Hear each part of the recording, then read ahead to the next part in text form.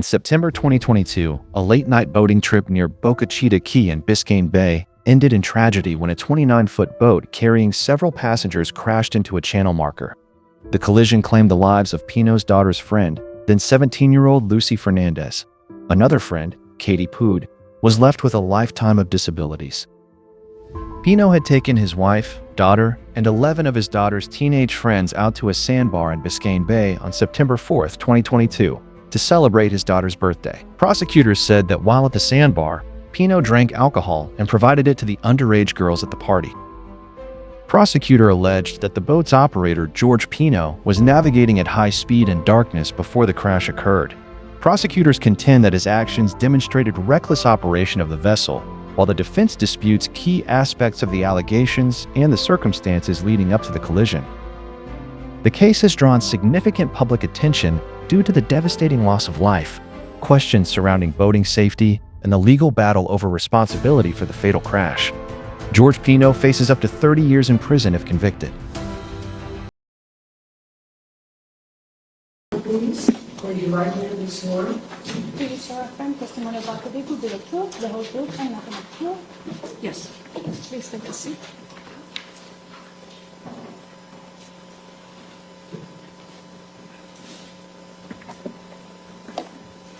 Doctor, please keep your voice loud and Okay. clear because the microphone is one way and the voice the other. Voice extra loud. Okay. Good morning. State your name, please, for the record, and spell your last name. Diana Barrett, Barratt. You are a medical doctor, is that correct? Yes, In what field of specialty? neurology. Tell us a little bit about your education leading up to becoming a medical doctor. Yes, I went to University of Florida and I studied engineering, and then I went right from my bachelor's degree to medical school, also at University of Florida. And then I took a one-year leave and I obtained a master's degree from Harvard School of Public Health, went back and finished medical school in 1996 Back at the University of Florida? at the University of Florida, yes. Anything before that relevant to your medical education?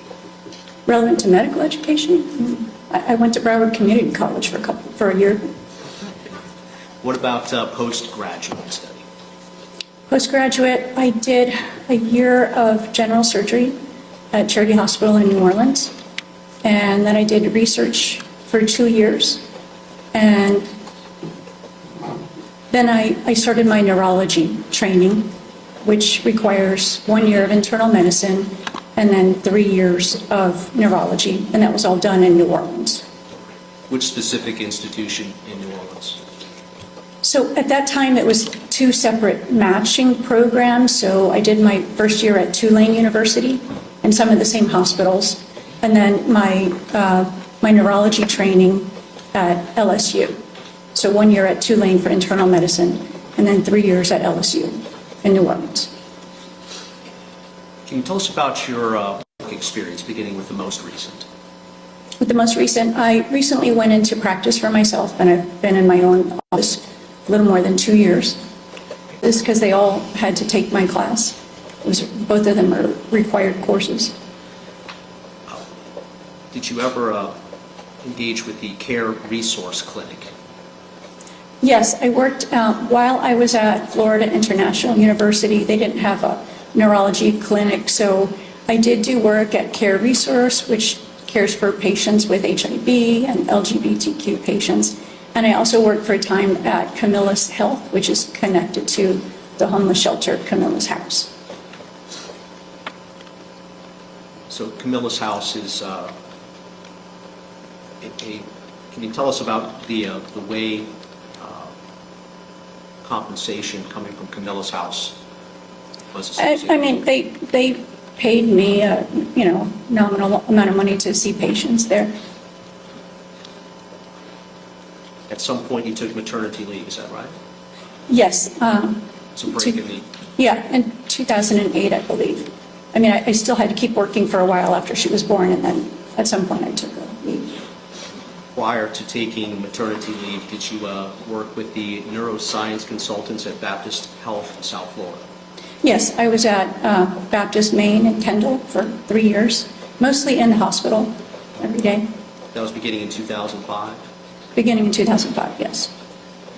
and you were a staff neurologist there, is that correct? Yeah, I was a neurologist. I did emergency room, a lot of emergency room inpatient, and some outpatient as well. While working at Baptist,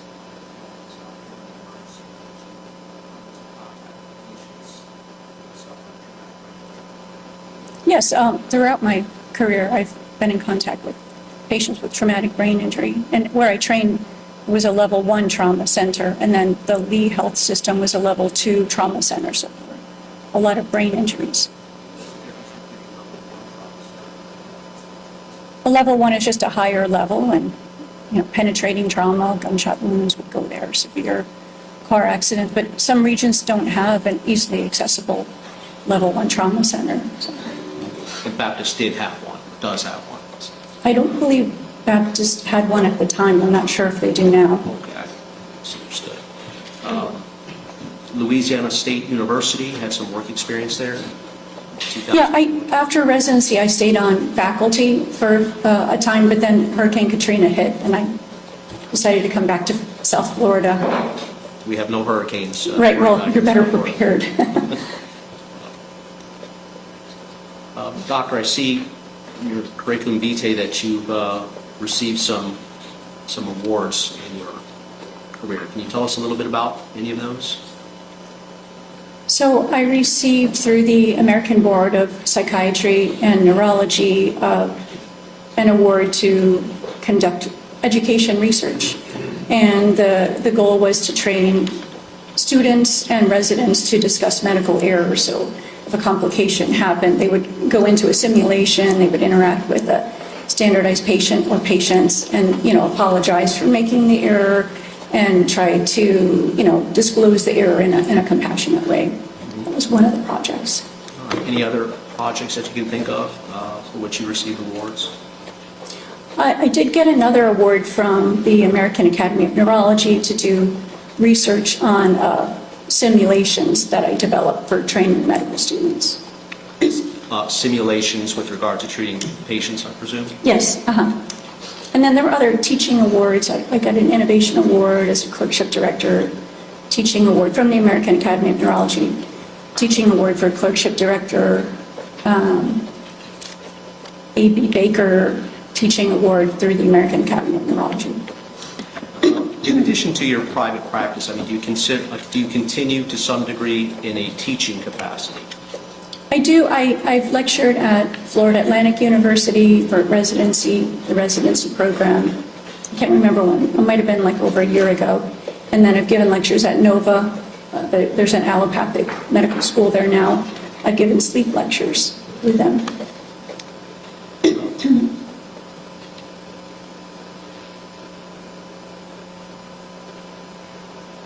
Can you tell the jury about any committee publications that you've been involved in? And explain what that means, actually, what committee publication. Okay, so I was on a committee called, excuse me, the Neurology Milestones Committee, and we looked at the framework for assessing competency in neurology residents. And then we just looked at the data that had been accumulated over the last couple years, and we revised it. And so every resident in neurology would be evaluated by their program based on the parameters that we established. Is that still, are students still getting the benefit of that? Well, they're residents. Oh, residents, I'm sorry. Right. That's continuing. Yeah, they're evaluated. I don't know if they find it beneficial, but they're evaluated by it every so often. I see a publication here from September of 2015 titled Increased Intracranial Pressure Team-Based Learning Module. Can you tell the jury about that? What does that Yeah, I developed that because we couldn't find a good resource for second-year medical students. The terminology is all new to them, and they don't have any clinical experience. So I had a team, and we wrote a publication. We wrote and published some course materials, and it's just an overview of head trauma and increased intracranial pressures that included things that they get tested on for their boards: epidural hematoma, subdural hematoma, subarachnoid hemorrhage, and then, you know, the initial information about how to treat those conditions. Could you be a little bit better explanation of what subarachnoid, I can't even say it, the hematomas that you were talking about, subarachnoid hematoma and some other of these items that you mentioned? Yeah, so an epidural hematoma could occur when someone hits their head really hard and they have a skull fracture, and then some blood forms right under the skull. A subdural hematoma is when a vein bleeds as opposed to an arterial bleed from an epidural hematoma. And then a subarachnoid, it occurs when an aneurysm ruptures.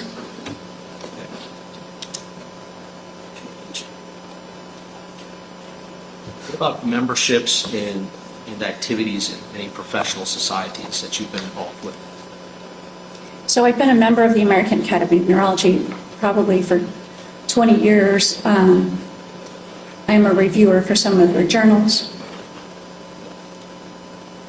And you are a board-certified neurologist, is that Yes. right? And for how long have you been a board-certified neurologist?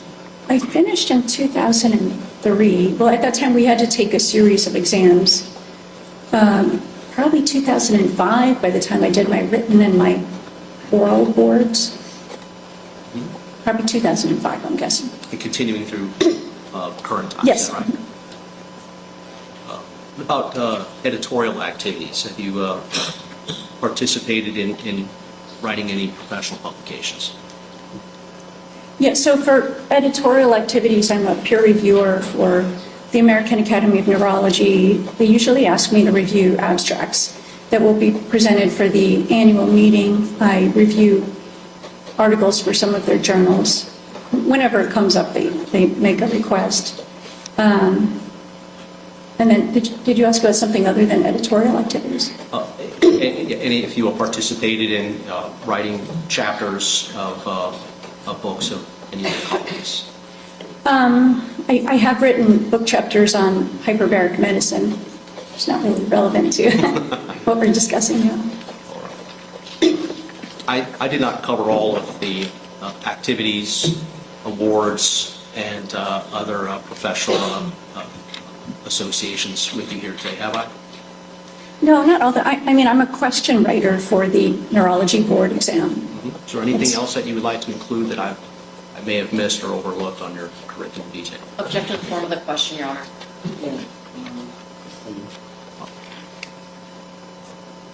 Let's talk about your personal practice right now. You mentioned that you've been in private practice for 2 years. Is that right? Yes.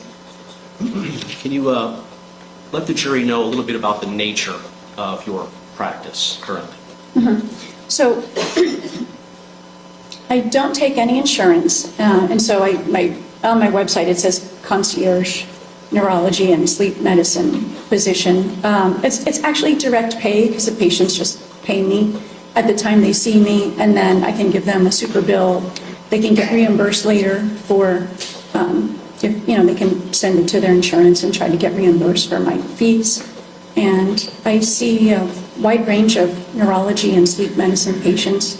My youngest patient's probably 18, my oldest is in his 90s. With regard to the term concierge, is the term concierge commonly used in the private practice medical arena for the same purposes that you use it?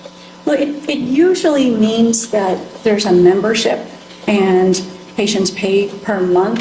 I had initially on my website direct pay, and nobody knew what that was. Everybody was asking me, what does that mean? And so I just changed to concierge. So the term concierge really focuses on how you receive payment from patients. Objection leading. All right.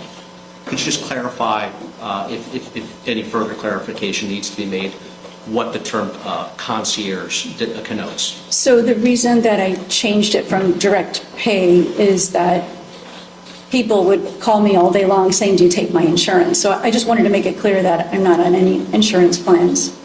And then, I got fewer calls asking if I take their insurance.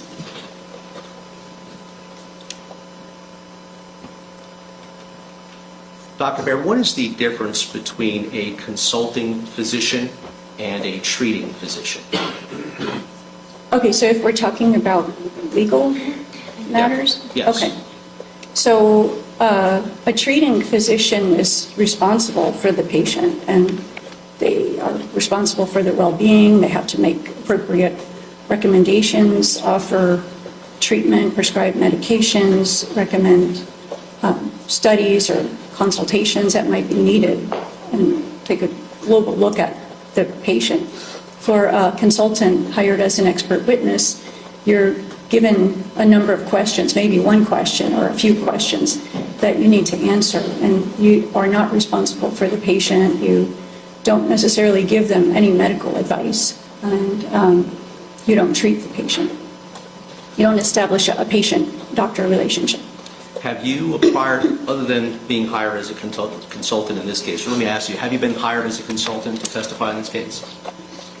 Yes, I've been hired as an expert witness in this case. Other than your consultant work in this case, doctor, have you ever been hired to be a consultant in any other legal case? Yes, I've been consulted in other cases as an expert witness for brain injury cases or other types of neurological injuries. Have you ever testified as an expert witness in a criminal case like this Judge, one? objection? Unless you're pretrial.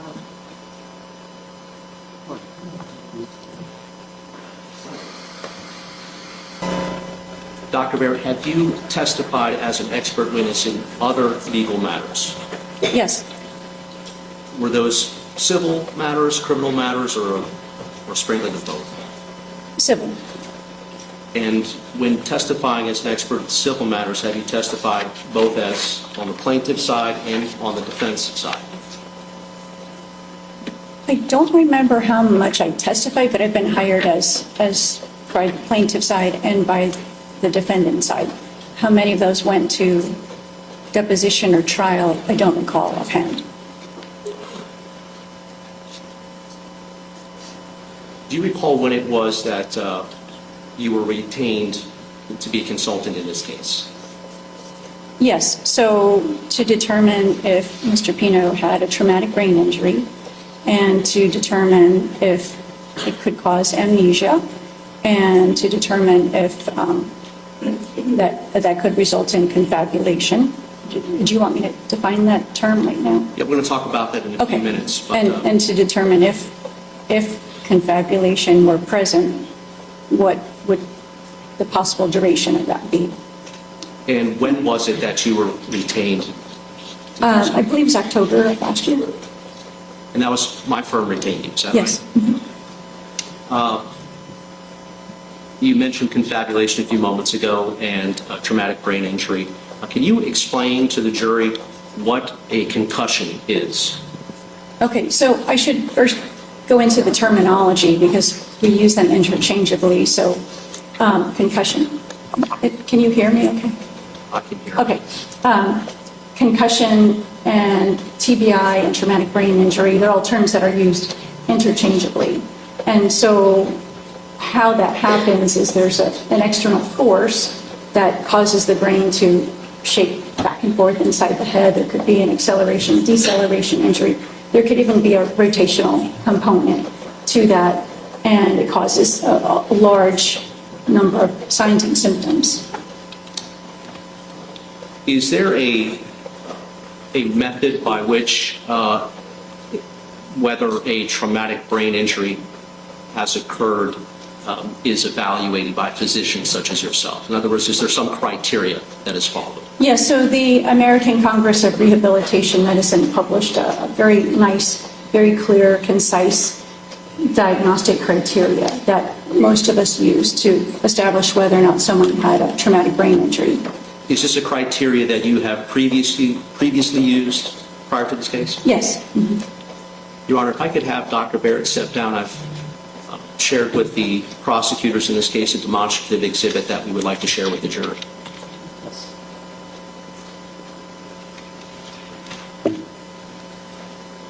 Yes, you better have. Thank you. Yeah, we can mark this.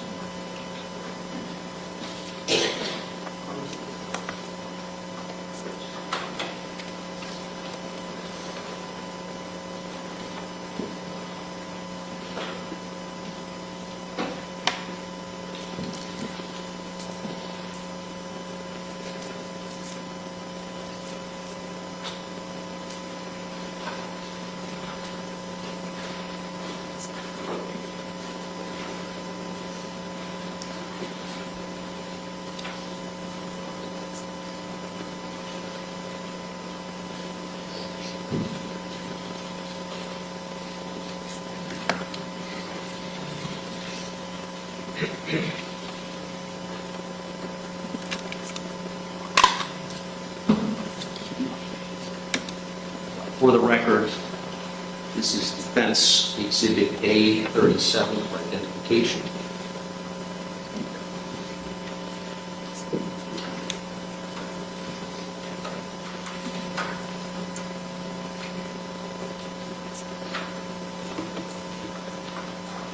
Hey, Professor.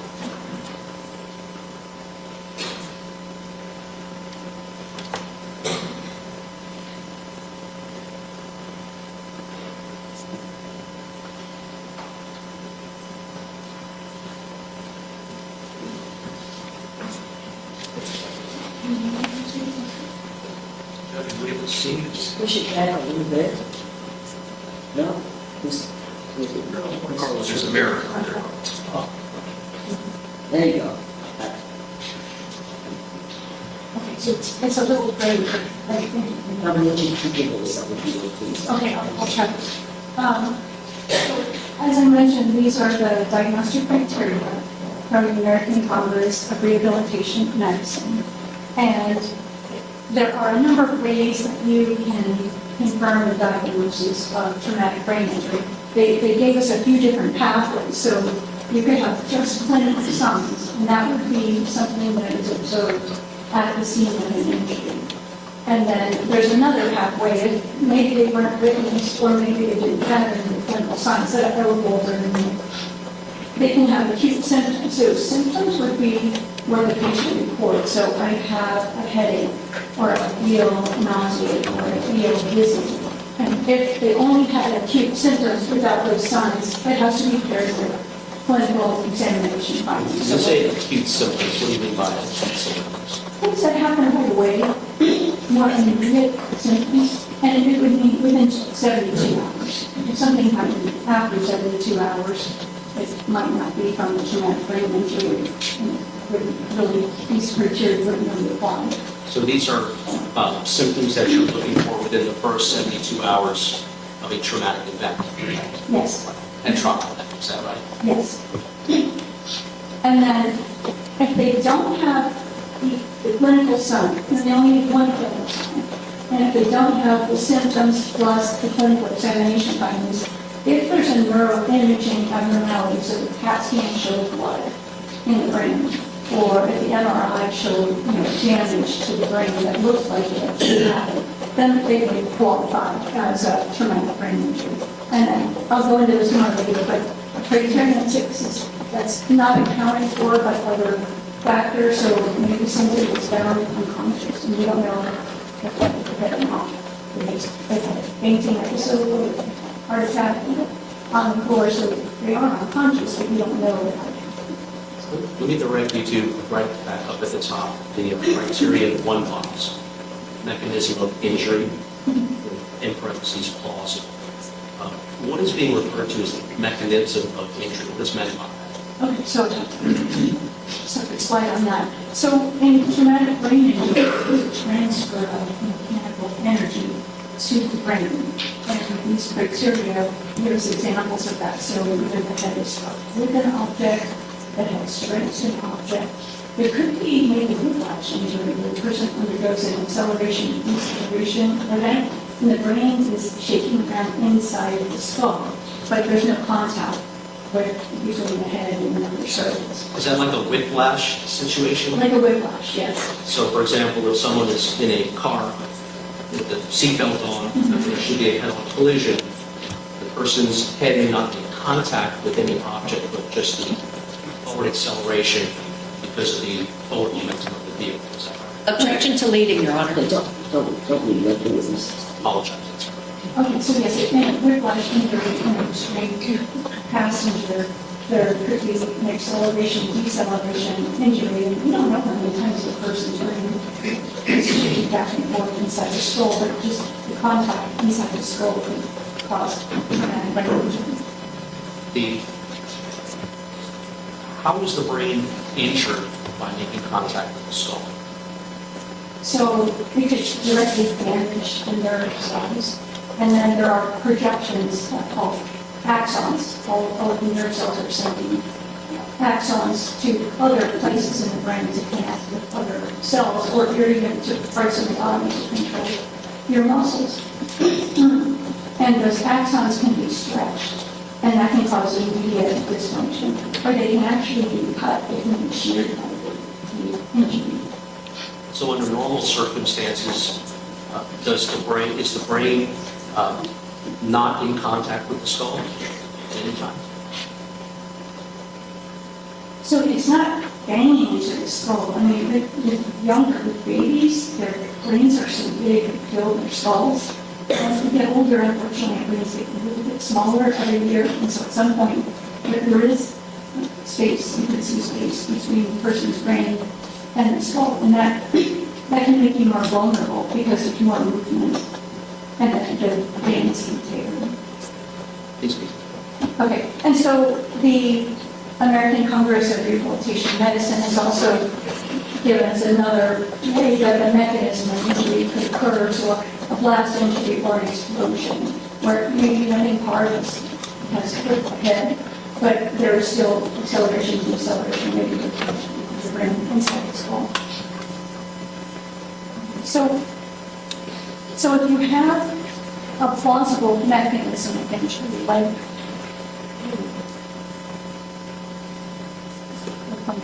okay, if you have a plausible mechanism of injury, so there is a motor vehicle accident, fall, head trauma, then you go down this first pond, and you only need one clinical sign, and those clinical signs can be weakness, loss of consciousness, immediately after the injury, alteration of mental status, and something like that, and then there could be complete or partial amnesia. And there's another category with motor immobilization, posturing, and seizure. Can you explain to us what, when you use the term amnesia, can you explain what that means more precisely? Let's see this. So amnesia occurs in traumatic brain injury, and it's not always like it is in individuals where they forget their name, or they forget who they are, or important details of their lives. They forget things that happen immediately preceding the injury, and then things immediately after the injury. And sometimes they have trouble retrieving the memories. And so retrograde amnesia would mean they can't remember what happened right before your injury. And that could be because they were recording all the events, you're paying attention to all the events, and then suddenly you get a head injury, you haven't had time to store those events in your memory. Right after the injury, your brain is damaged, and so you could have trouble storing memory, and you could also have trouble retrieving older memories. What is the opposite of retrograde amnesia? So there's retrograde amnesia, which means you've forgotten what happened right before the accident. And then I use the term anterograde, because you can't form new memories right after the accident. And then in this document, they use post-traumatic amnesia, synonymously with anterograde. I'll just look back at the slide. So loss of consciousness is pretty straightforward. So you see somebody unconscious and unresponsive. Alteration of mental status, they may drink water or something.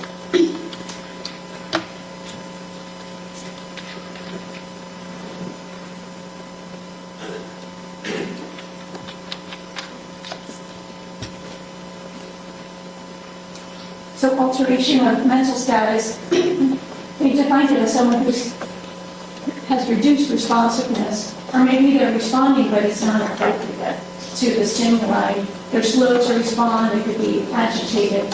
And then if you give them a two-part command, like pick up your right hand and use it to touch your left ear, they can't put it together, they can't follow two-step commands. Or they could just be disoriented to person, place, and time. And then we went over the amnesia.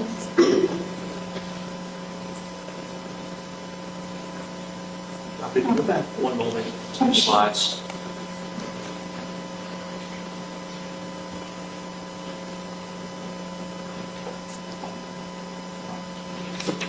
The reduced responsiveness.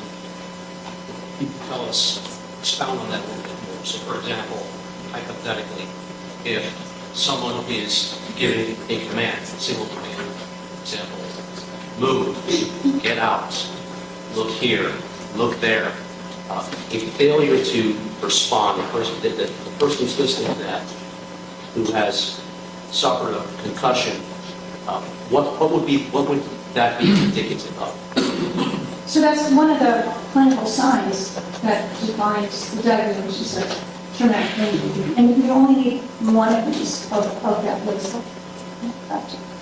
So you only need one to determine that someone meets diagnostic criteria for traumatic brain injury. So either loss of consciousness or alteration of mental status or amnesia or this other category of seizure or time exhaustion. So any one of those 4 items that is part of the criteria establishing traumatic brain injury, is that what you're saying? Yes, you only need one of those. You need the mechanism of injury and you need one of these signs. And then as long as there's not some other factor like this person thinks that the person had a seizure, and that's why they're relying on the determinant on the floor. As long as you don't have one of those, they don't even diagnose it with traumatic brain injury or concussion or TBI.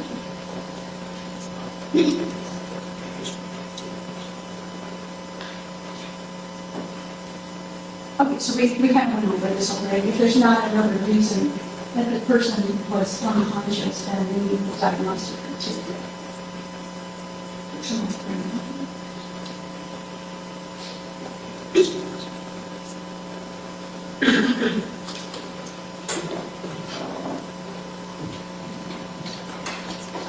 Dr. Barrett, you gave an explanation with regard to amnesia, both retrograde amnesia and anterograde amnesia.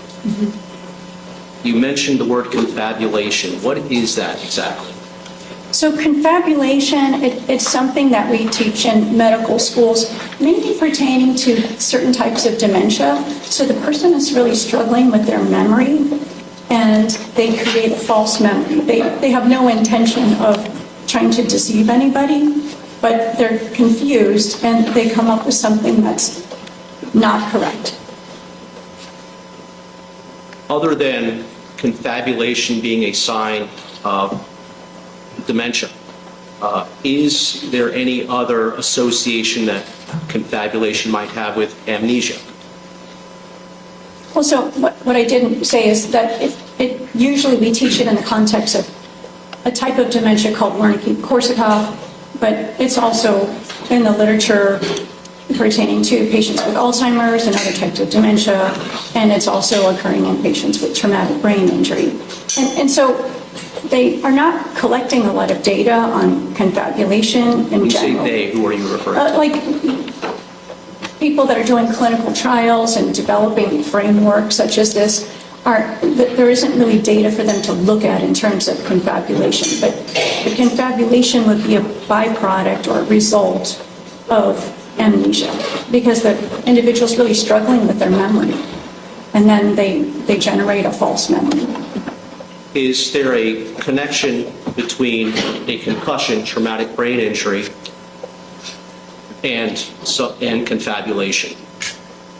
Yeah, and that connection would be that they're struggling with their memory. They may have amnesia, they're having cognitive issues, and they say something that's just not correct.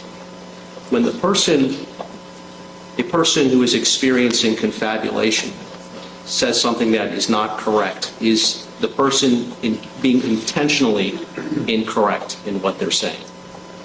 No, that's the definition of it, that they're filling in the gaps with a false memory without the intention of deceiving anybody. And when you say false memory, would that include memories from actual previous events in a person's life? It could be. They could be misplacing that memory in time, or they could be generating something that didn't, that has no relevance. Confabulation, is confabulation taught in medical school? Yeah, I taught that lecture on it was pertaining to Wernicke-Korsakoff dementia.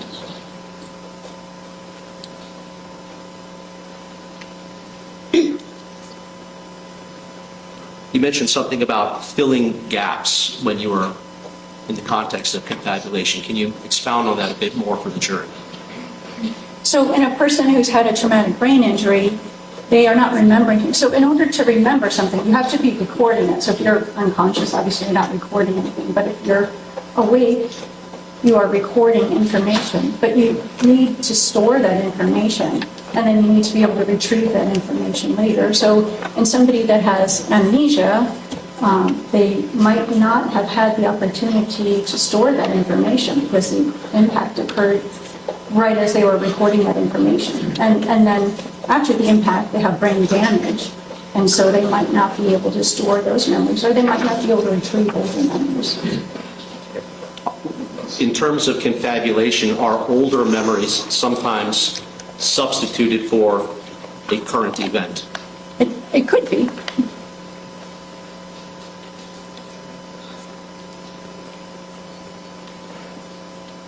Have you experienced patients that are experiencing confabulation? Yes, dementia patients, they forget things and then they fill in the gaps with other information. When filling in gaps with other information, are those persons trying to be deceptive? No, sometimes they just don't remember. They used to bank with a certain institution and then they closed that account years ago, but they might not remember that they closed it. So they show up at the bank looking for their funds and the funds aren't available. Is there any medical study or history which connects a person who has suffered a traumatic brain injury with confabulation? There are studies on it. I just found a document recently, but I didn't have a chance to read the whole thing. But yeah, they do think more data should be collected on confabulation. How soon after a person experiences a traumatic brain injury would they actually start to experience amnesia, for example, of the event? I mean, it could be immediately upon awakening from the loss of consciousness, or it could be maybe they didn't lose consciousness. Maybe they just have difficulty with their memory. It could be immediately after the impact. Same question with confabulation. If a person suffers a traumatic brain injury, how soon after could confabulation enter the picture? It could be immediate. Is there and this was one of the questions that you were asked coming into this case as a consultant, but how long might a circumstance of confabulation persist? It's indefinite. Might it resolve itself on its own at some point? It could. And if it resolved it, how would it resolve itself on its own? We don't really understand the mechanisms of confabulation. I mean, there are many theories about this circuit of the brain and that circuit of the brain, but there's nothing conclusive, so we don't know.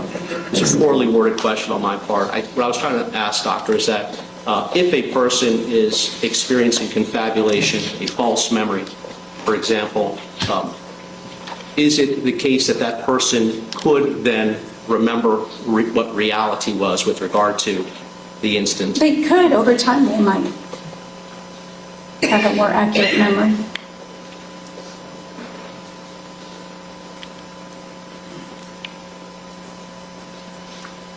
In regards to this case, can you explain or let the jury know what procedures, what methods you undertook to answer the questions that were asked of you in this case?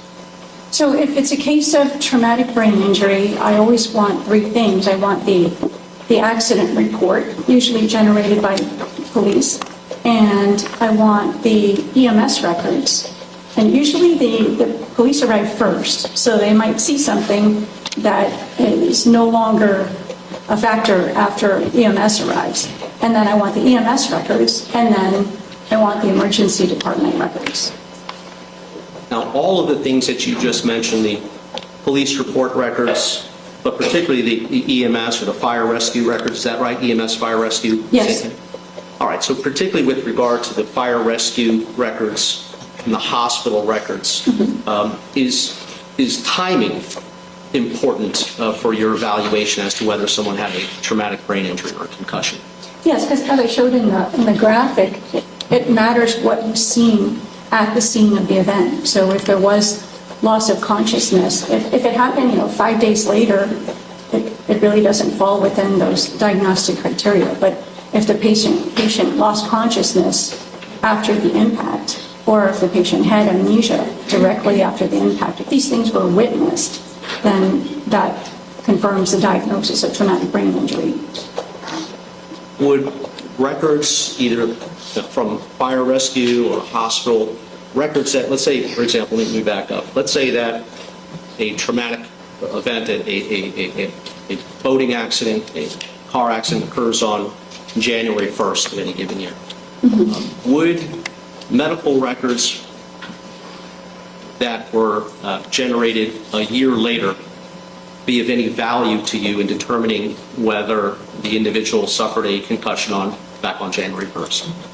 Probably not. It should be all in the records from the first 72 hours.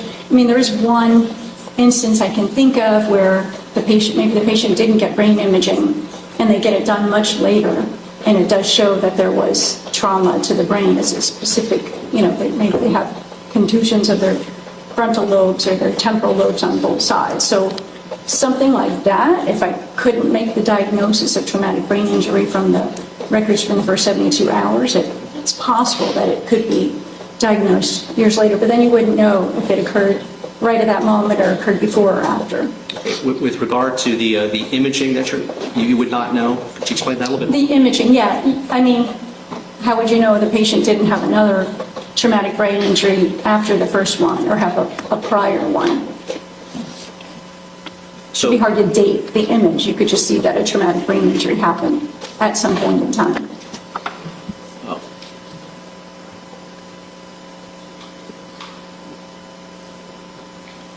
in this particular case, did you receive the records that you like to have generally, that you just explained a few moments ago, in order to make a determination as to whether Mr. Pino suffered a concussion or traumatic brain injury?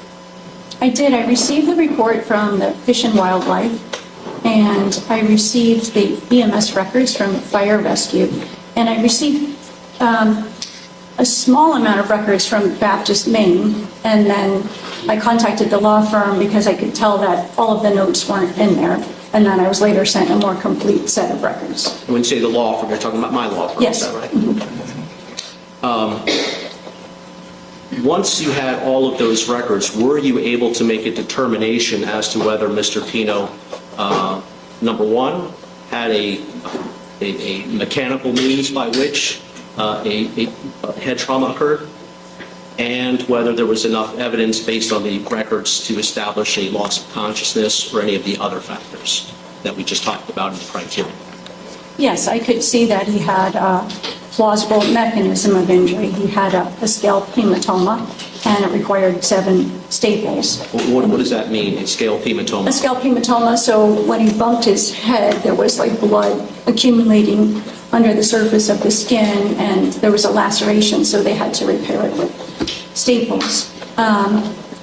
Throughout the medical record, and it said that, he was witnessed unconscious on the boat, And so that automatically, that made it very clear that he meets the diagnostic criteria for traumatic brain injury. He also had he had amnesia, retrograde and anterograde or post-traumatic amnesia, but that wasn't even necessary to make the diagnosis. Let's talk with regard back to the diagnosis, and we'll get to amnesia in a moment. In addition to those records, were you aware of any eyewitness testimony as to whether Mr. Pino lost consciousness at any time? I had a deposition transcript from a witness, and that said that he was seen unconscious. Did you have an opportunity to note if Mr. Pino had injured his denture, his teeth in any way as a result of the accident? Yes, I received some records that showed that he'd been to the dentist, and there were pictures of broken teeth. So with regard to the pictures of broken teeth, assuming that the broken teeth did not predate the accident, is that significant in any way in your analysis? Well, it's not needed to make a diagnosis of traumatic brain injury, but it fits the whole clinical picture.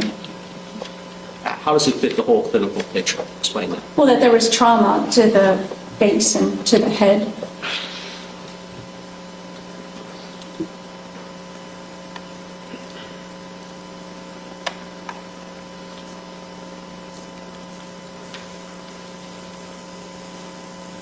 You mentioned a moment ago amnesia.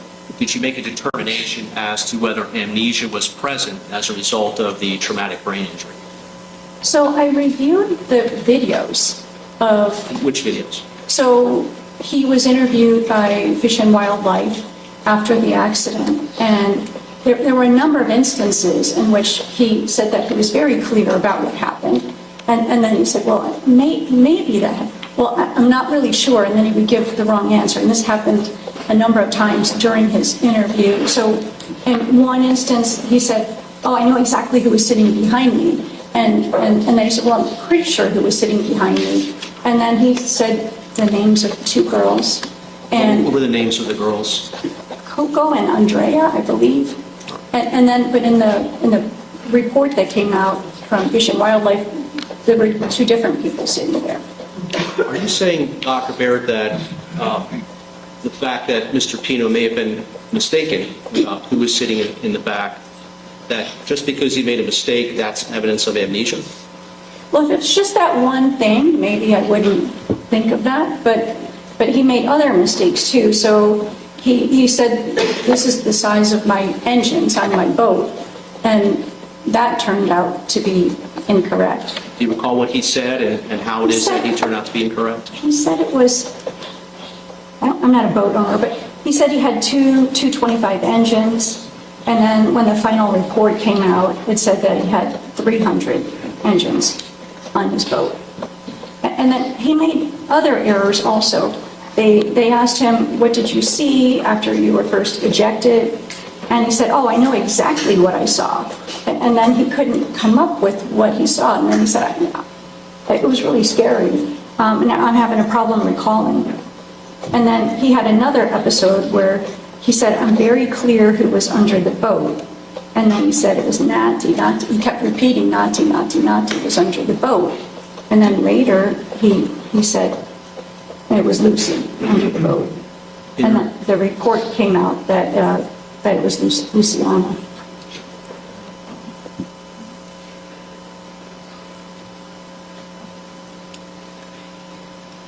Are you aware whether or not the police report that you reviewed indicated, in fact, who was under the boat in this case? Is that right? Yes. And was it your determination, based on learning that information, police report, that Mr. Pino was mistaken when he said it was Nati who was under the boat? Yes, and it's not a mistake you would expect someone to make. So all of these things together, is it the how do you characterize all of these mistakes and facts with regard to your diagnosis of amnesia? When you look at the whole clinical picture, he did have the plausible mechanism of injury. He did have loss of consciousness, so he automatically meets the diagnosis for traumatic brain injury. And then when he wakes up, he makes, I can understand someone not remembering exactly who was sitting behind them, but he would remember what size engine he has. He would remember the name of the girl that was under the boat. And so these are mistakes that no one should make, and it fits with the clinical picture of amnesia.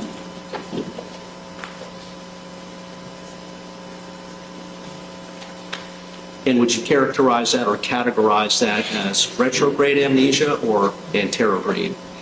So there are aspects of both. So if it were something that happened right before the injury, then, and you couldn't remember that, then that's retrograde amnesia. If it's something that happened after the impact, that would be anterograde or post-traumatic amnesia. And there were examples of both. You actually met with Mr. Pino at some point in your office, is that right? Yes. Was it necessary for you to meet with Mr. Pino before you could reach your diagnosis of traumatic brain injury and amnesia? No, I had what I needed from the medical records and the EMS records and the Fish and Wildlife report to make my diagnosis and come to my conclusion. Was that and the videos also. I reviewed the videos. And was that based on the criteria that you discussed earlier this morning? Yes, I apply those with every traumatic brain injury case. I apply those same criteria, and then I determine if you can make a definite diagnosis of traumatic brain injury or not. And they're very easy to use. Was there any benefit that you received as a consultant in this case in formulating your opinion by meeting with Mr. Pino? So it wasn't necessary. Almost all of the traumatic brain injury cases I've been consulted on as an expert witness, they almost always want me to meet the patient and interview and examine the patient. But in general, I don't need that to determine if they had a traumatic brain injury, if I have records from that time.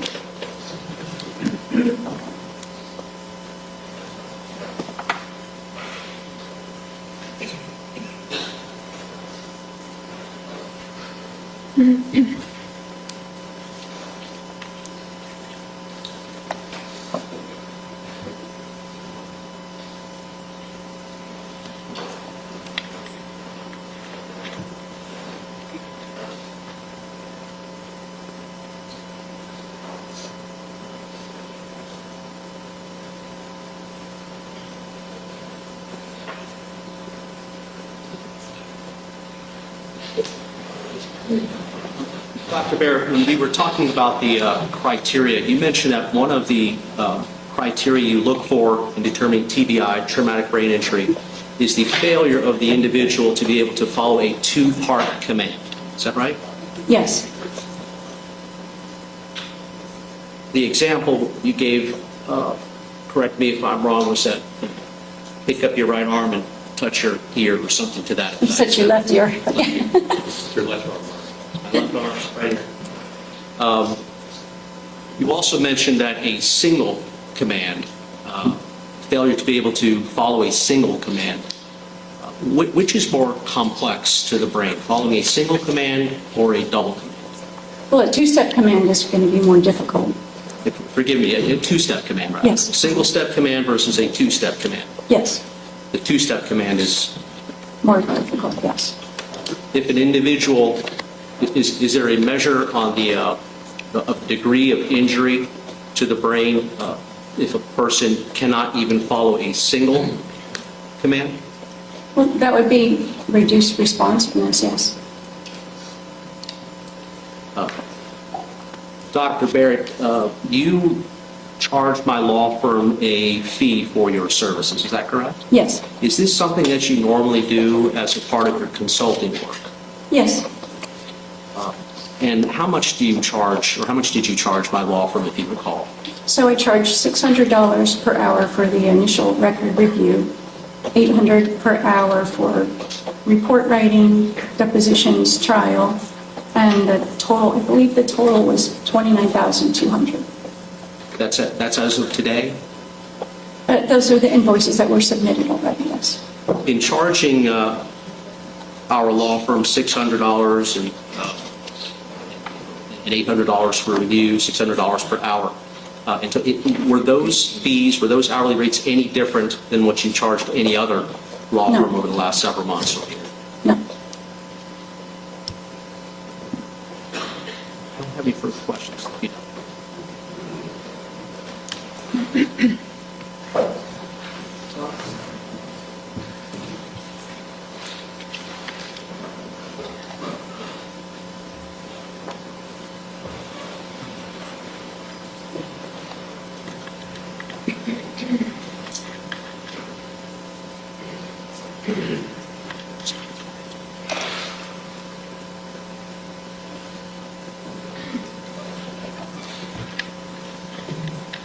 Good afternoon.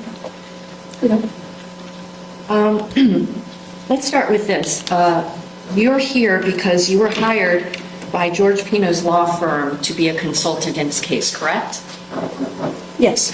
Do you see George Pino in this courtroom? Yes. Can you please point to and identify an article of clothing so our record will be clear who we're talking about? He's wearing a light blue tie and a dark blue jacket. Stipulate that. Oh, it says stipulated. Do you remember when you were first contacted by the defense firm about this case? When I was first contacted, Yes. I don't remember the date I was first contacted, but I was retained, I believe, in October of Okay. 2025. Okay, so that was September 22. So almost 3 years after this incident. That's fair to say, right? Yes, the accident was on September 4th, 2022. And you first met with him on February 2nd of 2026? Yes, And you met with him a second time on March 9th of 2026, correct? yes. Those are the only times that you've seen him. Is that fair to say, aside from here Other in than court? in the courtroom, yes, Okay. today. And when you were retained in this case, you were asked to do only 3 things. 1, answer if he had a TBI, traumatic brain injury. 2, could it cause amnesia and false memories without the intent to deceive? And 3, how long those false memories could persist, correct? It's not the exact wording, but it's mostly correct, yes. And you constrained your work in this case to only answering those 3 questions. Isn't that true? Yes, And those questions came from the defense team, correct? yes. Now, regarding the issue of traumatic brain injury, you would agree that there is a spectrum of traumatic brain injuries from, say, like a football player who gets knocked out on the field, but then is able to recover and go right back out and play again. Or you could wind up with a traumatic brain injury that is so severe that it permanently disables an individual. That's fair to say about TBIs, right? I'm not sure if they're allowed to go right back into play, but I agree that there's a wide spectrum of presentations of traumatic brain injury. We don't want to get into the concussion protocols of the NFL, but clearly we understand that if a player is knocked unconscious, once they are reviewed by another doctor that might be at the stadium, if they pass the clearance, they can go right back that same day, right? I don't want to answer, I don't do Okay. sports concussions on the field. I'm But sorry. at the end of the day, whether your head gets hit on the football field or your head gets hit on a boat, your head is hit, right? Yes, you're right to say. And so the type of responses that you can have if you have a traumatic brain injury, it can vary depending on the severity of the injury, right? It can depend on the severity of the injury. Some people are more vulnerable to injuries and some people are much more resilient. So with the same injury, one person might get up and walk away and be fine and another might be permanently disabled. Okay. Now, you were asked you were asked to only look at these 3 questions that I've spoken with you about. At any point in your evaluation of this defendant, limited though it might be, do you have any evidence that he is suffering from dementia? I did not diagnose him with dementia. You're not a dentist, right? No. You got the opportunity to look at some photographs of the defendant's teeth, right? Yes. Now, they weren't broken, were they? They were chipped right at the top, right? pieces were broken off, but I'm not a dentist. Right, like he didn't lose teeth, right? The tips were broken off. I'm sorry if I'm using the wrong terminology, but Hold on, let's get the actual image. It'll just take me a minute.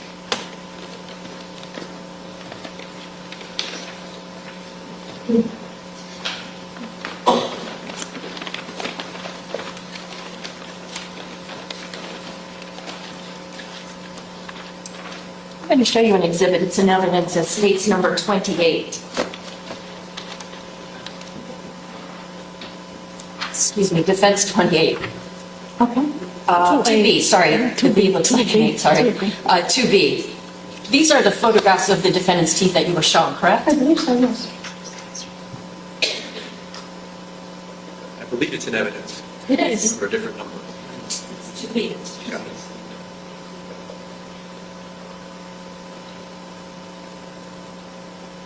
So these are not broken teeth, these are chipped teeth, right? I'm sorry, to me, he says the teeth are broken off, but pieces of the teeth are missing.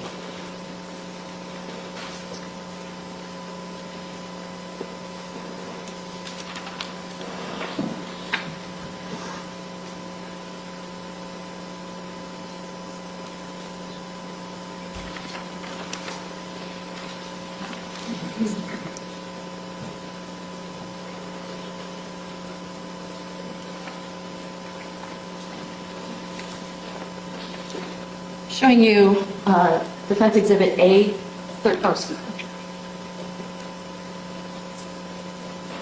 I'm showing you defense exhibit A35. Do you recognize this exhibit?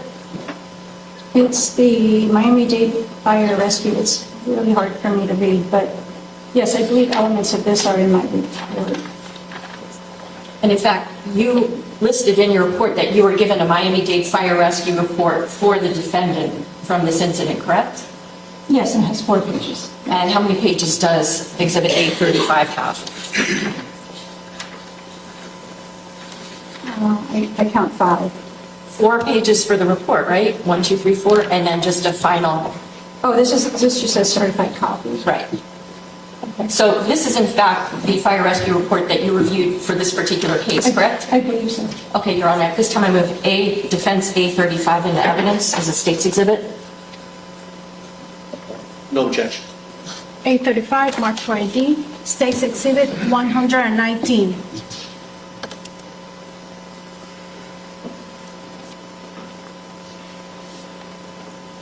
Let's go over some of the information on that report. Okay, which part, the font is One, really let small. me get my copy so I can.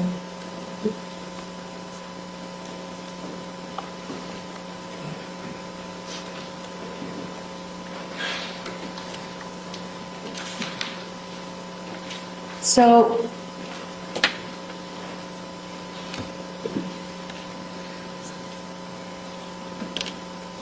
first off, can you read for us what the narrative was of the fire rescue worker that treated George Pino on September 4th, 2022? On the first page in the middle. Okay. Narrative. Patient was the driver of a boat that struck a piling by Caesars Creek. Several people stated that he was unconscious. He denies any neck or back pain. Assessment revealed a laceration to his right elbow, laceration to his head, and a hematoma to his right mid-axillary ribs. Now, let's talk about what it says about where the defendant was taken to.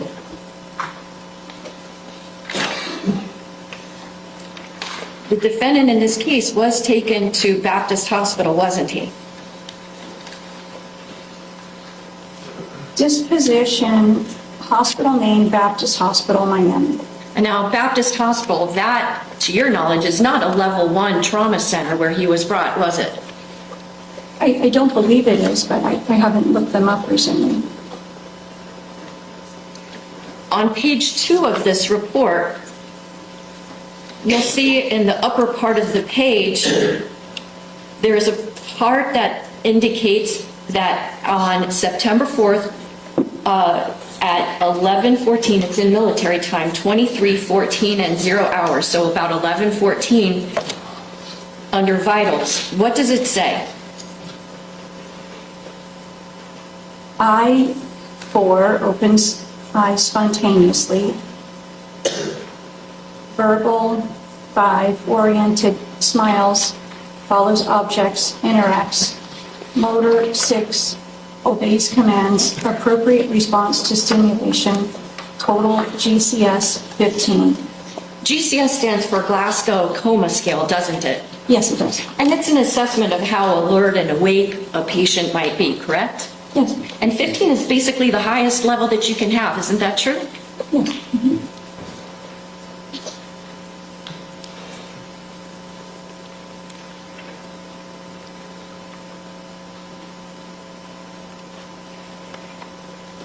Now, you indicated in your testimony that the defendant gave some answers to Lieutenant Thompson when he was questioned at Elliott Key that were inaccurate. Let's go through those inaccuracies that you talked about, that you noted in your report. Number one, you said that he was inaccurate in his description of who was behind him. Do you remember saying that? Yes. I'm going to show you an exhibit. It was marked into evidence, it states 11. And it's a chart of, similar to looking like Mr. Pino's vessel, and there are seats labeled 2 and 3. Are there names next to those two individuals? Yes, they're handwritten names. Okay. One says Sarah and one says Mia. Right.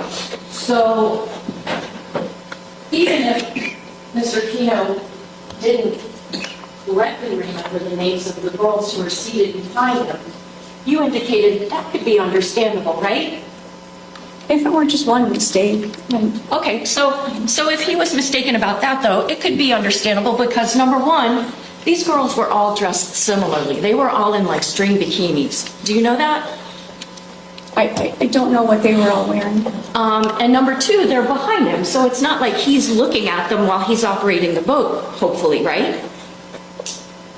He said that he turned to look behind him, but Okay, but you indicated on your testimony on direct that it's understandable that he might have gotten those two girls' names incorrect, right? yes. Now, you also mentioned that he was wrong about stating what the horsepower of his two engines was, right? That FWC said they were 300 horsepower and that he had said they were 225 horsepower. You remember saying that? Yes, I do. Okay. Yes. So the two things that he was asked about that happened prior to impact, one that he got wrong, one was about who was behind him, which we've already said, that's understandable. And the other thing that he got wrong about what happened prior to the impact was him saying that his engines were 225s rather than 300s, right? Yes. Now, you indicated there were two other things that he got wrong. One was that he couldn't remember exactly what happened right after the impact. So now we're talking about him remembering what happened in the moments or minutes after his vessel had slammed into a channel mark at almost 50 miles an hour, right? I'm sorry, I don't know how fast he was going. Okay. So wouldn't you agree that an impact at a high rate of speed might be different than an impact at a low rate of speed? It could be, but the people have different vulnerabilities, so But that information wasn't relevant to your determination of how to answer those three questions the defense gave you, right? The speed of the vessel? no, the fact that he had loss of consciousness Okay. was important. So let's go back to the four things that you had highlighted that he got wrong. The size of his engines and who was behind him. Those are things that he got wrong that happened pre-crash. But now the other two things that you highlighted, number one, he couldn't remember exactly what happened right after impact. And number two, he initially said that it was nati that he recovered from under the boat. those are things that happen post-impact. You would agree to that, right? Yes. And you would agree that in a written statement that he gave to Lieutenant Thompson, and when he spoke with Lieutenant Thompson, he actually did in fact note that it was Lucy that he had recovered. You're aware of that, right? Well, in my report, it says that he starts out by saying, it was very clear who was under the boat, and then he said, Nati, Nati, Nati, over and over again. And then later he said it was Lucy, and then the report came out that he removed Luciana from under the vessel. I'm going to show you an exhibit that's in evidence. It's states number 102. Can you read this statement? Well, first off, let me ask you, would you consider a police officer asking a person to tell them what happened and then write down what happened? That's a two-step request from the officer, correct?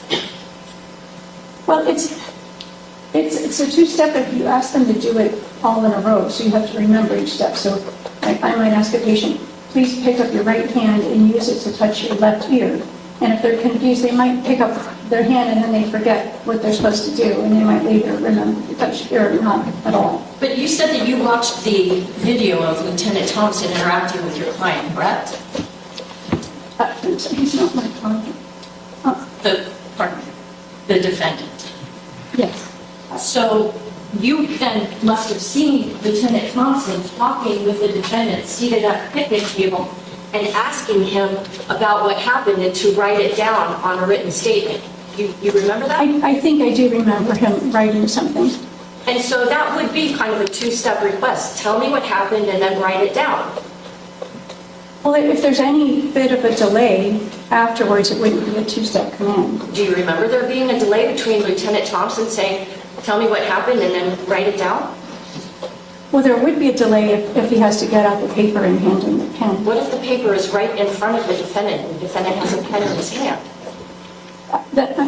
I teach the neurological examination. That's not how we teach someone to do a two-step command. It's something that you say immediately. You say both commands in sequence immediately, and they have to remember them both. Why don't you read along with me? Isn't this what the defendant wrote at the request of Lieutenant Thompson? Going back to ORC, Ocean Reef Club, the through channel, pass boat on left side of my boat, veered to the right to avoid big waves. Coming back into wave, I lost control of steering wheel as boat was going through the big waves. I was ejected from boat. In the back of the boat, I saw Mia and Sarah, my wife Ceci next to me, and the others in the front area of boat. I believe we were traveling at 40 to 45 RPMs. I have owned the boat since early 2020. I swam to Lucy and stayed until boat came. Then I stayed looking for others inside the boat. Did you see Mr. Pino writing that out for the lieutenant, right? I believe I saw him writing something, but I couldn't see the text as he was writing it.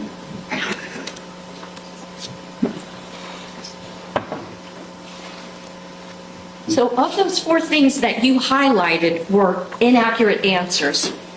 Who he recovered from under the boat, even though initially he said it was Nati, when he gave his written statement, he clarified it was in fact Lucy. Isn't that right? He did clarify it, and I put it in my report that he clarified it later. So now, of these four things that you have highlighted, who's behind him, the size of his engines, that he couldn't remember exactly what happened right after the impact, and that he didn't remember who was under the boat, we've pretty much explained away. He didn't see necessarily who was behind him. The girls were dressed similarly, right? You said that would be understandable if he got that wrong, correct? I wouldn't be surprised if someone made one mistake on something that's not that important. Right, but in your direct examination, you said to Mr. Shapiro it would be understandable if he got wrong who was behind him. Yes, I do. Okay. And his issue about the size of his engines being 225 versus 300, it's a pretty small detail. Would you agree? The boat owners that I know, it's not a small detail. Okay. The idea that he couldn't remember exactly what happened post-impact, that's that's not really surprising, is it? Well, to me, it's evidence of amnesia. Okay, but that would be amnesia post-crash, correct? Not pre-crash. That's correct. And then the fourth thing that you talked about, that he mistakenly indicated who was under the boat. In point of fact, although he initially said Nati, he corrected himself on that written statement, correct? He did correct himself. But you didn't note that in your report that you drafted in this case, did you? It says in my report, Mr. Pino said that it was very clear who was under the boat. He said it was Nati Reed. He kept repeating the name Nati. Later, he said it was Lucy.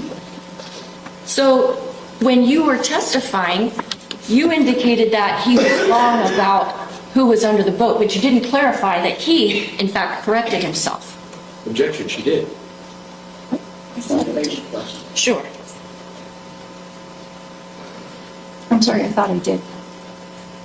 Now, would you agree that sometimes being involved in a stressful event, whether it's a boat crash or a car crash, in the immediate moments after something like that happens, would you agree that even if you don't have a traumatic brain injury, sometimes the details of what happened can be a little foggy because you're working through in your brain what just happened? It might, or it might be the opposite. It might be something that you can't forget. Now, other than the defendant not remembering who sat behind him, the horsepower of his engines, recalling exactly what he saw after being ejected from the boat, and stating that it was Nati, not Lucy, you're not sure that there were any other signs of amnesia. Isn't that fair to say? I didn't see any other signs of amnesia. Okay. Now, let's talk about the things that the defendant got right about what happened. You didn't note those things in your report, did you? No, I didn't note every single thing, no. So let's go over some of those things.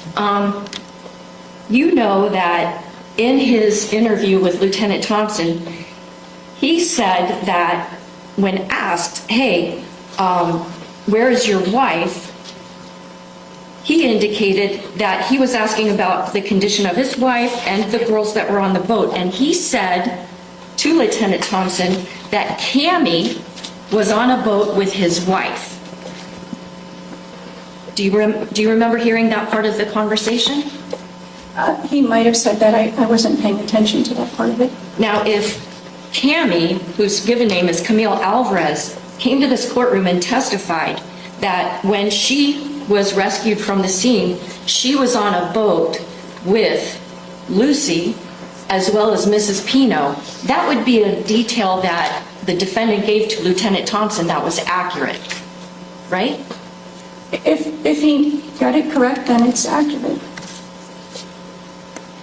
And you know that the defendant told Lieutenant Thompson that he had been a boater for a long time. That was accurate too, correct? Yes. You know that he told the police that he felt fine when he was speaking with Lieutenant Thompson. I don't remember that exact comment. But he certainly wasn't life-flighted from Elliott Key Harbor, was he? No, he wasn't. In fact, when fire rescue looked at him, they found him to be on a Glasgow coma scale of 15, as high as you can get, correct? Yes. And he was transported to a hospital that wasn't a level 1 trauma center. He was transported to Baptist. It doesn't have the same capabilities, say, as like Ryder Trauma here over at Jackson Memorial. Fair to say? I'm not sure what capabilities. I haven't worked at Baptist in a long time. During his interview with Lieutenant Thompson, the defendant was able to point out that his daughter, known as Little Ceci, that she was also there on the island with them. Are you aware that he said that? I don't remember that part of the video of the conversation. So if, hypothetically, we had video footage where Little Ceci was pointed out on the island with the defendant, he would have been right about that fact, right? Yes.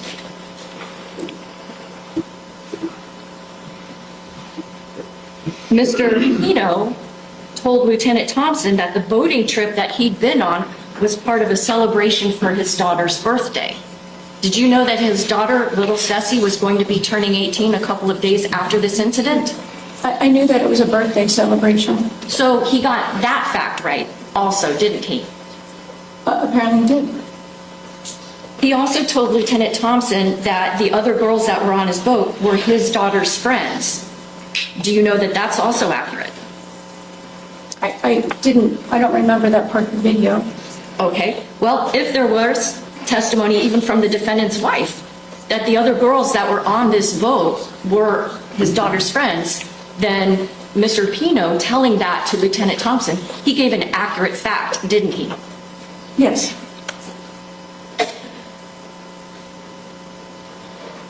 He knew that he told the police he'd owned that boat since 2020, right? I believe so. And in his written statement that he gave to the police that night, why don't you read this sentence that starts here, I have owned. What's that sentence? I have owned the boat since early 2020. So that was another detail that he got correct, right? Yes.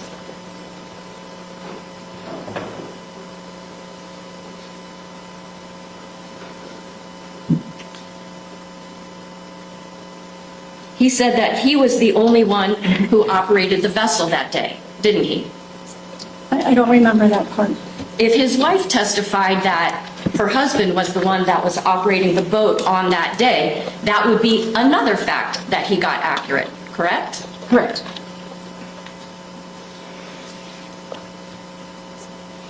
Do you remember him saying on the video to Lieutenant Thompson that he had checked the safety equipment on his vessel before leaving to go out on the water with the girls? Do you remember that? I don't remember that part of the video. If in point of fact, on the video, Lieutenant Thompson asked him, did you check the safety equipment?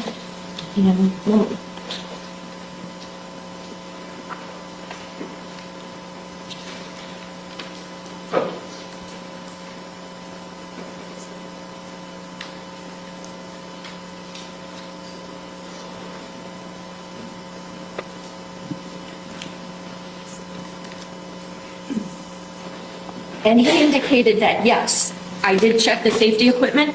If that was on that video, then the defendant saying that he had checked the safety equipment, that would be another accurate statement, correct? Well, how do I know he checked it?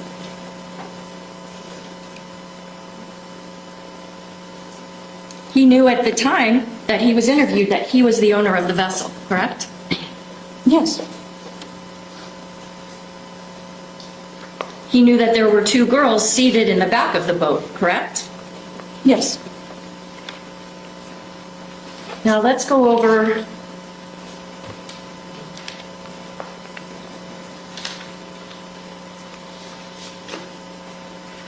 what he said about this crash.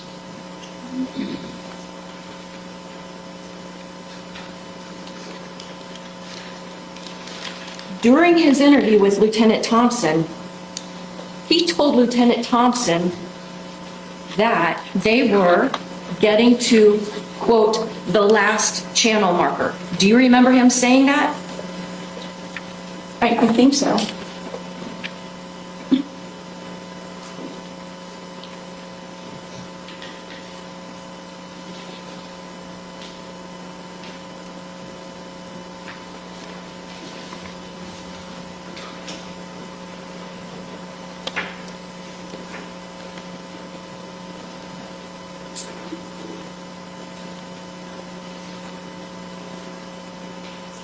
And he says that they were, quote, on the last marker. You said you remember him saying that? I think I do. Do you know where this crash actually happened? I'm not familiar with the waterways down there. Okay. If there was testimony that this crash happened at a channel marker that was labeled channel marker 15, and that was the last channel marker that a southbound vessel would pass, he would have been right about that detail, right? Let me break it down. That's probably not a very well worded question. If there was testimony that the crash that the defendant was in happened at channel marker 15, number one, and if number two, channel marker 15 is the last channel marker for boats traveling south through the Cutter Bank Channel, if he said he was approaching the last marker and the channel marker 15 was the last in that channel, he would have been accurate about that detail too, right? Yes. So I'm going to approach you now. I understand you might not be a boater, but this is State's Exhibit number 4. Do you see on State's Exhibit number 4 where it says Cutter Bank here? Yes. You see a series of red triangles and green squares here? Yes. And if this part here that I'm pointing to is north and this is south, what is the name of the last channel marker that we see in this exhibit? Is this the channel marker here, the square? What does it say here? It says G and then 15 in quotations. Okay, so you want to maybe step down for a moment? Sure. Let's see, there's something like that. You can go over there. Okay.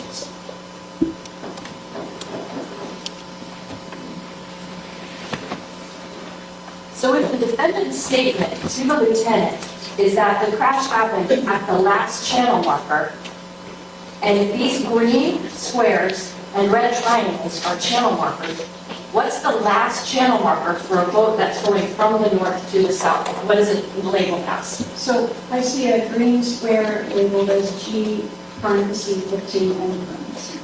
Okay, so if that's the last channel marker, and if that's where the crash happened, then when the defendant was talking to Lieutenant Thompson, he was giving accurate reporting about where that crash occurred, wasn't he?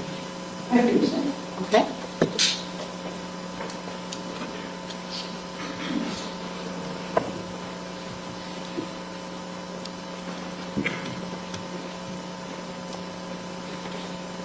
Now, you're aware that the defendant was released from Baptist Hospital the very next day, correct? Yes.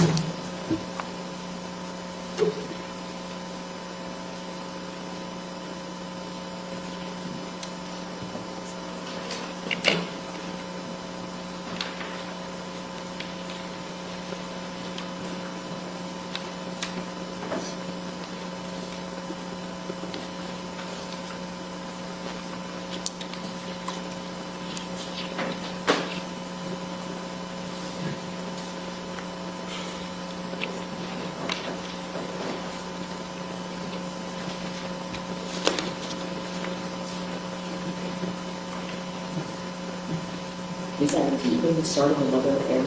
I'm almost finished, Your Honor, if you could give me just a little bit of time. Thank you.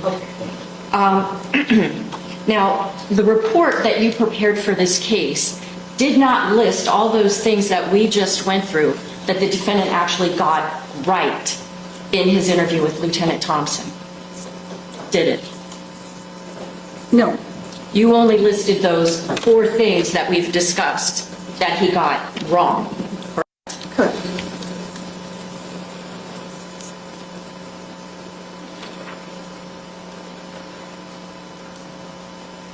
You were given an MRI that had been, or the results of an MRI examination that had been done of the defendant's brain from July 1st of 2025. You remember reviewing that?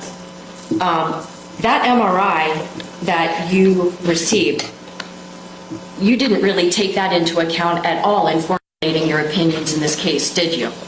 I don't think it was very helpful. Okay, and in point of fact, there was nothing about that MRI of the defendant's brain from July 1st of 2025 to indicate that there was any significant trauma to this man, correct? It's not specific for trauma, no.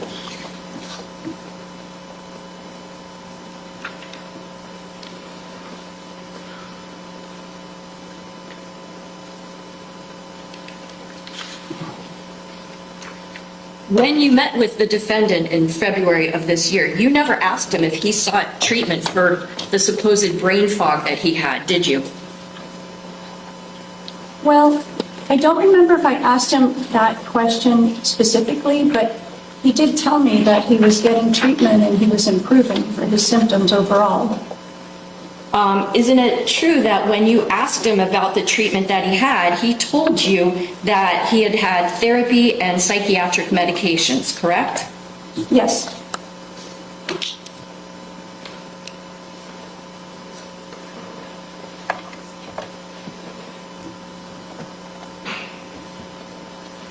Now, you said that your claim that the defendant could have suffered from amnesia comes largely from the videos that you witnessed of the defendant speaking with Lieutenant Thompson, right? It's not just from the videos. I look at the whole clinical picture, and he did have a significant trauma. He did have loss of consciousness. He meets diagnostic criteria for traumatic brain injury, and these mistakes that he made are consistent with amnesia. Right. That being said, though, like, there was no scientific test that you could administer to this defendant to prove that he had amnesia, was there? After the fact, no.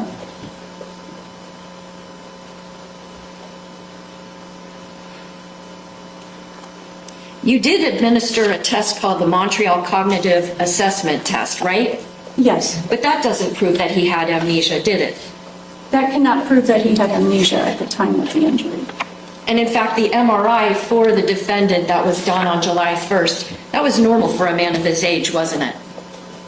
He did have some white matter lesions in his brain, which is not surprising for someone who has a history of high cholesterol, untreated, and someone for that age. Right. So it looked like a middle-aged man that might have high cholesterol, right? It could be.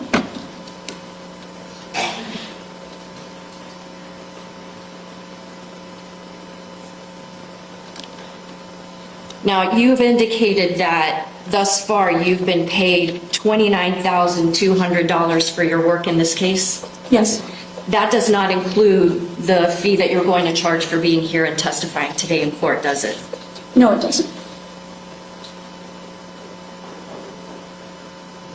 You have no clinical tests that you can state to this jury that prove that the defendant had what I think you referred to in your report as a false memory without the intent to deceive, do you? No, I can't test him for what happened back in 2022. Now, it was your goal in evaluating the defendant to make a determination about really, what he remembered of the crash, correct? Well, my goal was to answer the 3 questions. Right. And part of that was to determine whether or not the defendant remembered what happened, right? No, it was to look at the entirety of the medical record and determine the answers to those 3 questions.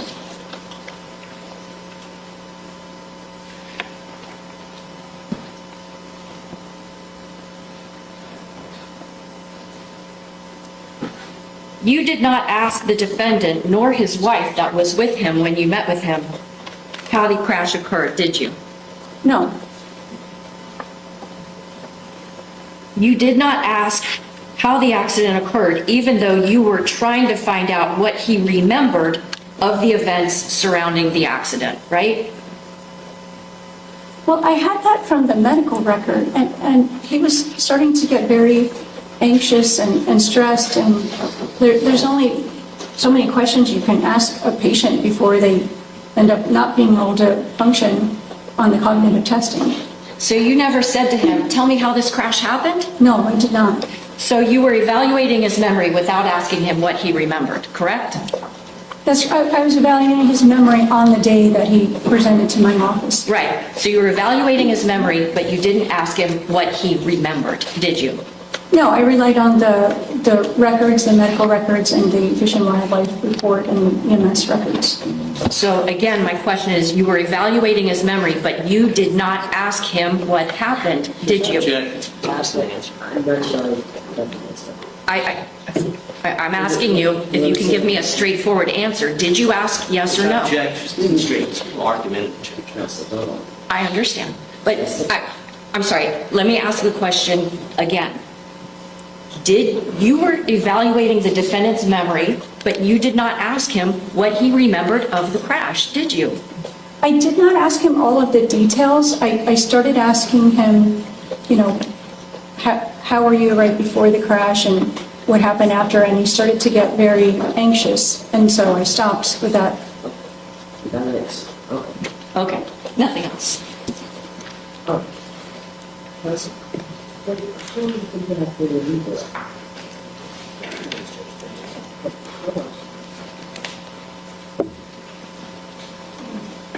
Is post-traumatic stress disorder associated with head trauma? It can be. And when someone is suffering from post-traumatic stress disorder, do they exhibit anxious behavior? Yes, they can, yes. And the type of anxious behavior that Mr. Pino was experiencing in your office that day, would that be consistent with someone who was suffering with post-traumatic stress disorder? It could be, or it could be anxiety disorder. I can't pinpoint exactly which diagnosis, but he was getting very upset. Dr. Barrett, prosecutor pointed out that there were three mistakes that Mr. Pino had three mistakes in his memory before the accident, and one mistake, I think she said, after the accident. Do you remember that question and answer, or that question from the prosecutor a few minutes ago? I remember she asked the questions, yes. So lack of memory or mistaken memory before the accident is what we testified to as being retrograde amnesia. Yes, And you associated that with the traumatic brain injury, the concussion that Mr. Pino suffered as a result of the crash. yes, And so that mistaken memory prior to the crash is consistent with someone who has just suffered a Objection, concussion. leading. What can you phrase the question? Is the mistake, are the pre-crash mistakes in memory consistent with concussion? yes. So retrograde amnesia can occur, and it's one of the defining characteristics of traumatic brain injury. As well as memories, is that true also with memories after the incident? Post-traumatic amnesia, they define it as post-traumatic amnesia. I refer to it as anterograde amnesia. It's one of the clinical signs that are diagnostic of traumatic brain injury.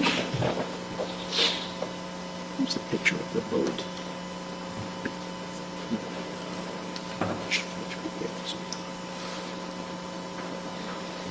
Dr. Barrett, if Mr. Pino made additional mistakes in his memory to police officers on the night of or the afternoon of the crash, that would only underscore or support your opinion that he was suffering from amnesia. Is that fair to say?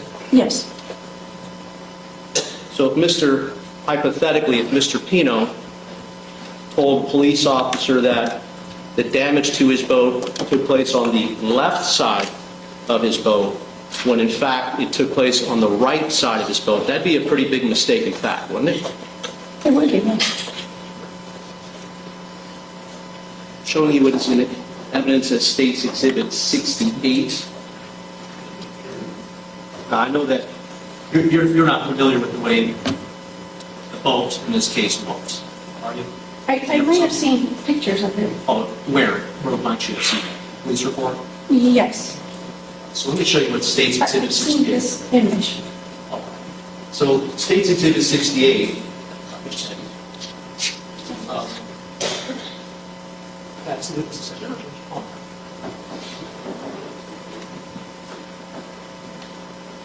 pretty simple, but this is the front of the boat, do you agree? Yes. Is this the right side of the boat? It's the right side of the So boat. this would, told the police officer that the damage occurred on the left side of the boat, that would be a mistake, wouldn't it? Yes, Would that be supportive of your opinion that that mistake in memory occurring after the accident is an example of anterograde amnesia? Did it's I get that right? amnesia, it's amnesia. I don't know if that would be retrograde or anterograde. It's right at the moment of impact. I guess it could be retrograde because if he remembers what hit him and where he was. One way or another, it's amnesia. It's amnesia. I just don't know if it's retrograde or And would- post-traumatic. And in your opinion, would that amnesia be related to his concussion that he suffered? It fits the whole clinical picture, yes. If Mr. Pino, another hypothetical, if Mr. Pino told the police officers that he was ejected from his boat in the crash, and that was a mistake, in fact, would that also be supportive of your opinion that Mr. Pino was suffering from traumatic brain injury, concussion, Yes, and amnesia? yes.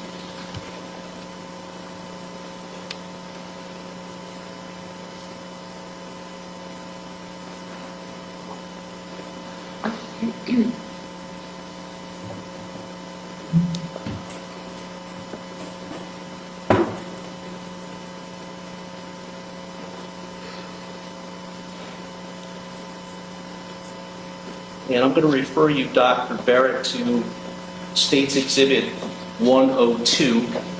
This is the written statement made by Mr. Pino to the police officer that night. And would you read the sentence where I'm pointing? I was ejected from the boat. So this isn't, so in fact, that's exactly what Mr. Pino said, was a mistake in his memory that he reduced to writing when he was asked to do so, right? Would that, is that a yes? Yes, Would that also be supportive of your opinion that Mr. Pino, even at that time, was suffering from concussion-related amnesia? yes.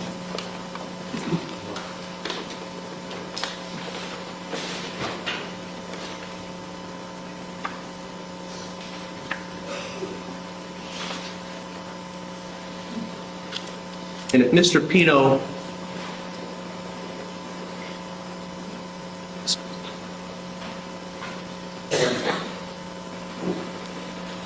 Dr. Barrett, does amnesia in a case like this make it impossible to recall all facts that occurred prior to the accident? No, I mean, they would especially have difficulty with the events that occurred immediately before the accident. Would amnesia after the accident require that a person not remember any of the facts that happened after the accident? No, it could be partial amnesia. It doesn't have to be complete. In your opinion, after evaluating the medical records and the other documents that you reviewed in this case, do you believe that Mr. Pino was suffering from amnesia because he did not remember some facts? Yes, it's in the diagnostic criteria that we showed. There could be partial amnesia. Yes. The criteria you're talking about that we reviewed earlier today, is that Yes. right? So that criteria, you're saying, only requires partial amnesia? Right.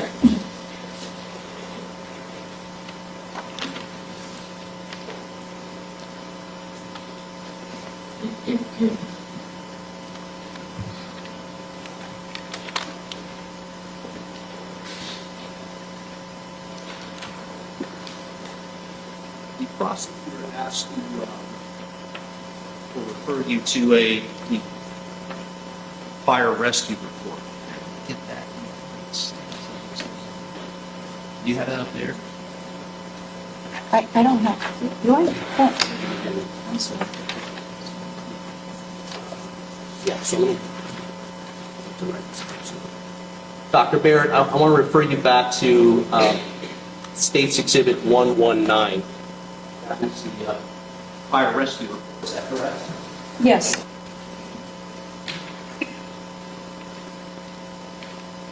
And on page 2 of that report, that Exhibit 119, the prosecutor asked you about the vital signs that were taken near the bottom of the page there. You see that? Yes. It's under vitals, but I don't consider those vital signs. But yes, I know what you mean. Right. Well, the timestamp that that vital sign was taken, well, let's talk about that.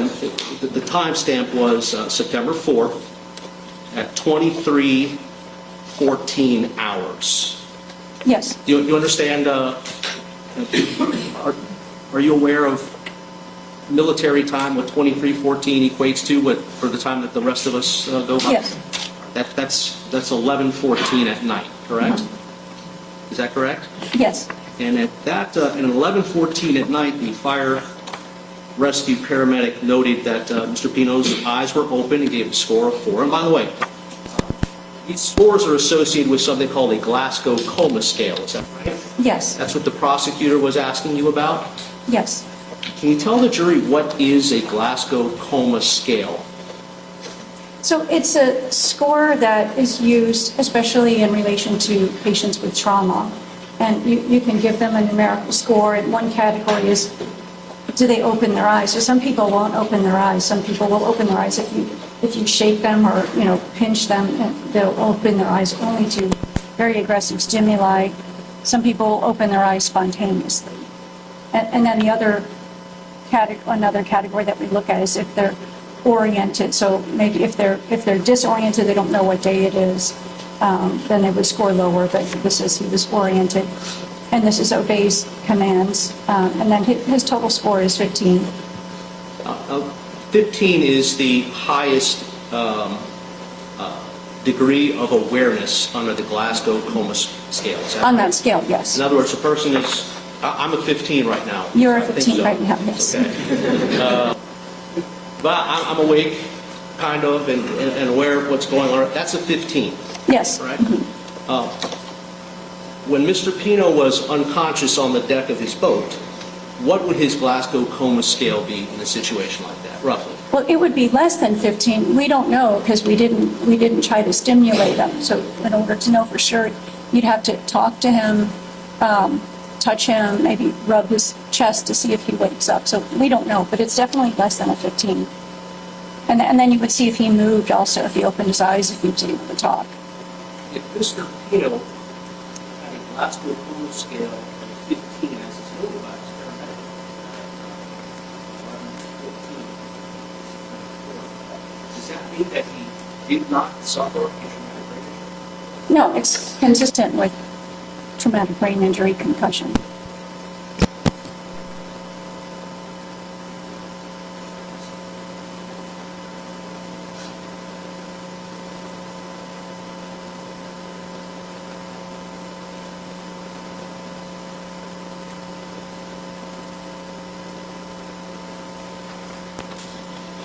One other thing about Mr. Pino's mistaken memories that evening. He said to the officer, as we pointed out a moment ago, do you recall him telling the officer that he was ejected from, let me start again, it's a terrible question. I believe that was said, that he was, that's in my report, that he said that he was ejected. He said it in his written statement as well. Is that right? State Exhibit 119? Yes, I believe so. So if Mr. Pino did not even remember that he was on the deck of his boat as opposed to having been ejected out into the water, that would be good evidence of amnesia. Is that right? It's evidence, yeah, it's all evidence that fits into the picture. Concussion-related amnesia. Yes. I have no further questions. Thank you. Judge, there was a new issue that was addressed. I'd like to bring across.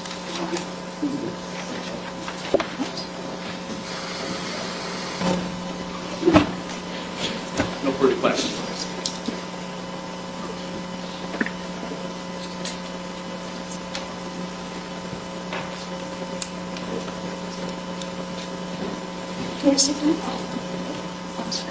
Thank you, this is no excuse. All right, ladies and gentlemen, we're going to take our lunch break. We're going to be taking our lunch break at this time. As the trial progresses, jurors hear testimony from witnesses, investigators, and experts as they work to determine what happened on the water that night and whether George Pino bears criminal responsibility under the law.